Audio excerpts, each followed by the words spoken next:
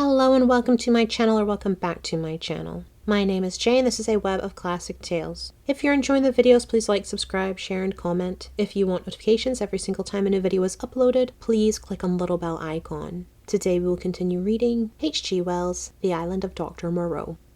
Then something cold touched my hand. I started violently and saw close to me a dim pinkish thing, looking more like a flayed child than anything else in the world. The creature had exactly the mild but repulsive features of a sloth, the same low forehead and slow gestures. As the first shock of the change of light passed, I saw about me more distinctly. The little sloth-like creature was standing and staring at me. My conductor had vanished. The place was a narrow passage between high walls of lava, a crack in the knotted rock, and on either side interwoven heaps of sea mat, palm fans, and reeds leaning against the rock-formed rough and impenetrably dark dents. The winding way up the ravine between these was scarcely 3 yards wide, and was disfigured by lumps of decaying fruit pulp and other refuse, which accounted for the disagreeable stench of the place. The little pink sloth-like creature was still blinking at me, when my ape-man reappeared at the aperture of the nearest of these dens, and beckoned me in. As he did so, a slouching monster wriggled out of one of the places, further up this strange street, and stood up in featureless silhouette against the bright green beyond, staring at me.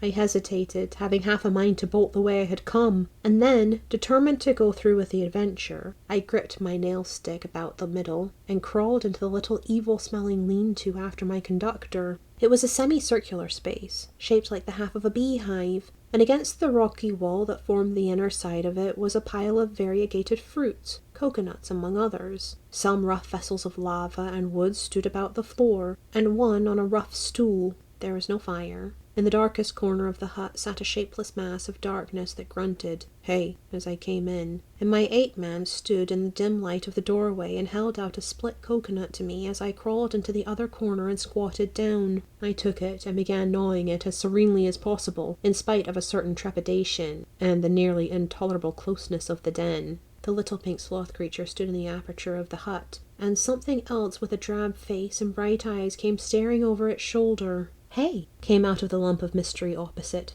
"It is a man." "It is a man," gabbled my conductor. A man, a 5-man, like me." "Shut up," said the voice from the dark, and grunted. I gnawed my coconut amid an impressive stillness. I peered hard into the blackness, but could distinguish nothing. "It is a man," the voice repeated. "He comes to live with us?" It was a thick voice, with something in it, a kind of whistling overtone, that struck me as peculiar, but the English accent was strangely good. The ape-man looked at me as though he expected something. I perceived the pause was interrogative. "He comes to live with you," I said. "It is a man. He must learn the law." I began to distinguish now a deeper blackness in the black, a vague outline of a hunched-up figure. Then I noticed the opening of the place was darkened by 2 more black heads. My hand tightened on my stick. The things in the dark repeated in louder tone, "Say the words." I had missed its last remark. "Not to go on all fours. That is the law," it repeated in a kind of sing-song. I was puzzled. "Say the words," said the ape-man, repeating, and the figures in the doorway echoed this with a threat in the tone of their voices.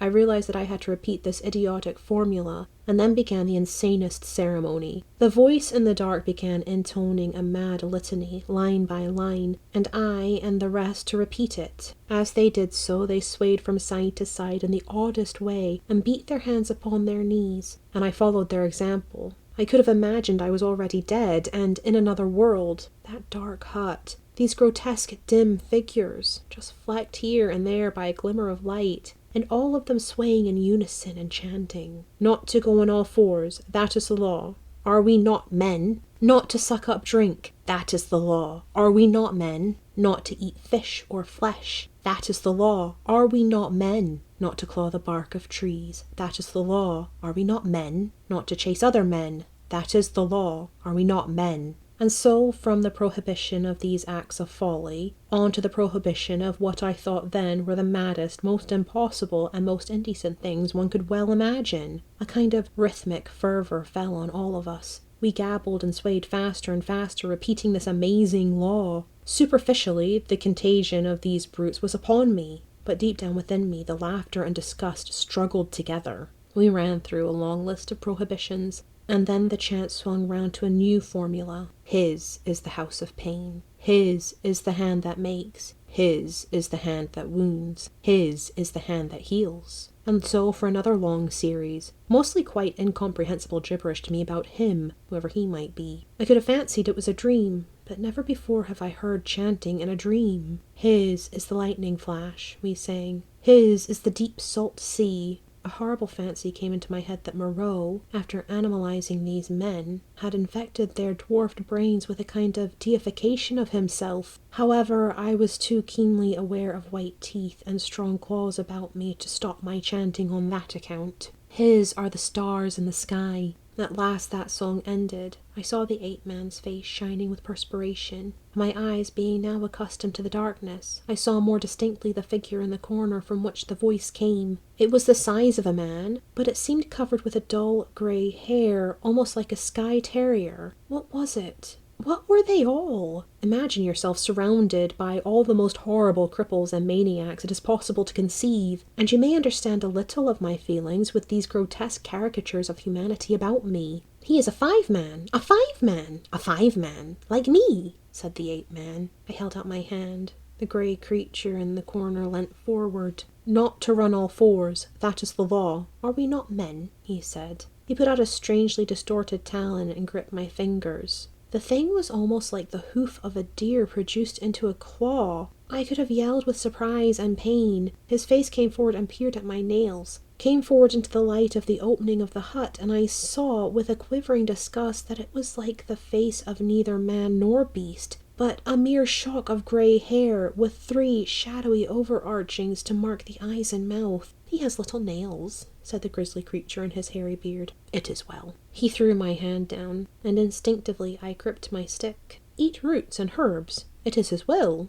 said the ape-man. I am the sayer of the law, said the grey figure. Here come all that be new to learn the law. I sit in the darkness and say the law. It is even so, said one of the beasts in the doorway. Evil are the punishments of those who break the law. None escape. None escape, said the beast folk, glancing furtively at one another. None, none, said the ape-man. None escape. See? I did a little thing, a wrong thing once. I jabbered, stopped talking. None could understand. I am burnt, branded in the hand. He is great. He is good. None escape, said the grey creature in the corner. None escape, said the beast people, looking askance at one another. For every one the want that is bad, said the grey sayer of the law. What you will want we do not know. We shall know. Some want to follow things that move, to watch and slink and wait and spring, to kill and bite deep and rich, sucking the blood. It is bad. Not to chase other men, that is the law. Are we not men? Not to eat flesh or fish, that is the law. Are we not men? None escape, said a dappled brute standing in the doorway. For every one the want is bad, said the grey sayer of the law. Some want to go tearing with teeth and hands into the roots of things, snuffing into the earth. It is bad.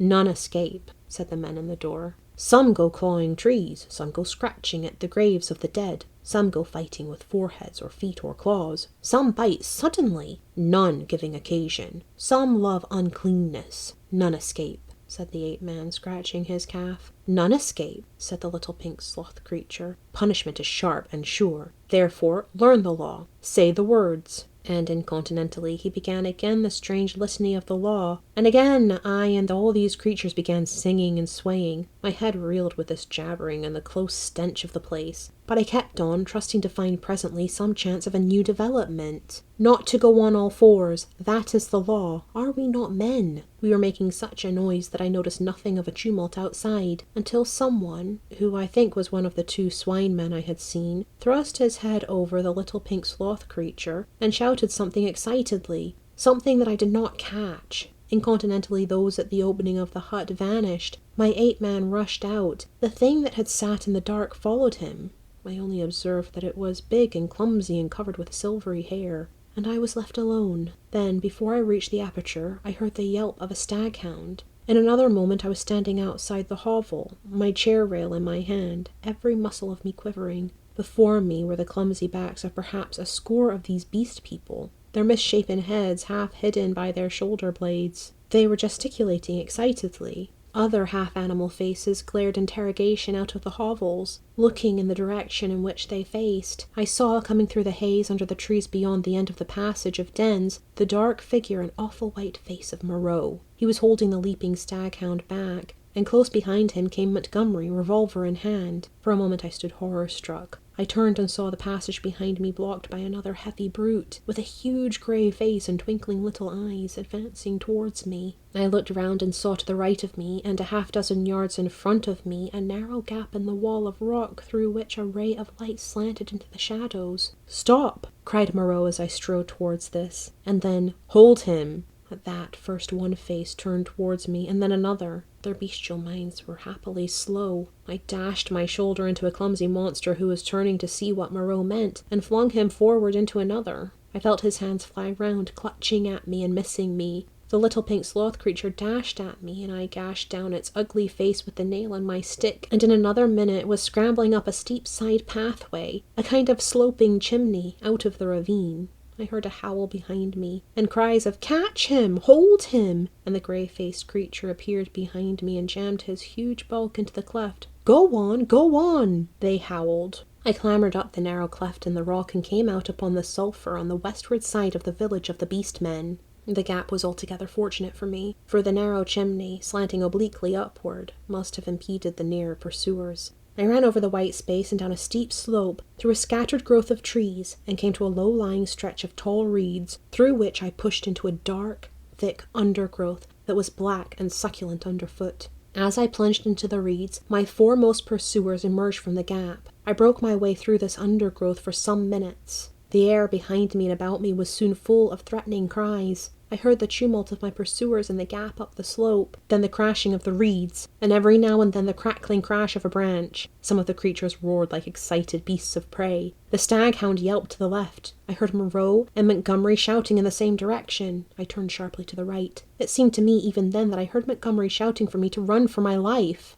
Presently the ground gave, rich and oozy under my feet. But I was desperate and went headlong into it, struggled through knee-deep, and so came to a winding path among tall canes. The noise of my pursuers passed away to my left. In one place 3 strange, pink, hopping animals, about the size of cats, bolted before my footsteps. This pathway ran uphill, across another open space covered with white incrustation, and plunged into a canebrake again. I was still running with all my might. Then suddenly it turned parallel with the edge of a steep-walled gap, which came without warning, like the ha-ha of an English park, turned with an unexpected abruptness. I was still running with all my might, and I never saw this drop until I was flying headlong through the air. I fell on my forearms and head, among thorns, and rose with a torn ear and bleeding face. I had fallen into a precipitous ravine, rocky and thorny, full of a hazy mist which drifted about me in wisps, and with a narrow streamlet from which this mist came meandering down the centre. I was astonished at this thin fog in the full blaze of daylight, but I had no time to stand wondering then. I turned to my right, downstream, hoping to come to the sea in that direction, and so have my way open to drown myself. It was only later I found that I had dropped my nailed stick in my fall. Presently the ravine grew narrower for a space, and carelessly I stepped into the stream. I jumped out again pretty quickly, for the water was almost boiling. I noticed too there was a thin sulphurous scum drifting upon its coiling water. Almost immediately came a turn in the ravine, and the indistinct blue horizon. The nearer sea was flashing the sun from a myriad facets. I saw my death before me. But I was hot and panting, with the warm blood oozing out on my face and running pleasantly through my veins. I felt more than a touch of exultation, too, at having distanced my pursuers. It was not in me then to go out and drown myself yet. I stared back the way I had come. I listened. Save for the hum of the gnats and the chirp of some small insects that hopped among the thorns, the air was absolutely still. Then came the yelp of a dog, very faint, and chattering and gibbering. The snap of a whip, and voices. They grew louder, then fainter again. The noise receded up the stream and faded away. For a while the chase was over, but I knew now how much hope of help for me lay in the beast people. Thank you for listening. This has been H.G. Wells' The Island of Dr. Moreau, Chapter 12. I've been Jay. This has been a Web of Classic Tales. Please like, subscribe, share, and comment. Click the bell icon for notifications. I hope you're having a fantastic day. Have a nice life, and I'll see you next time.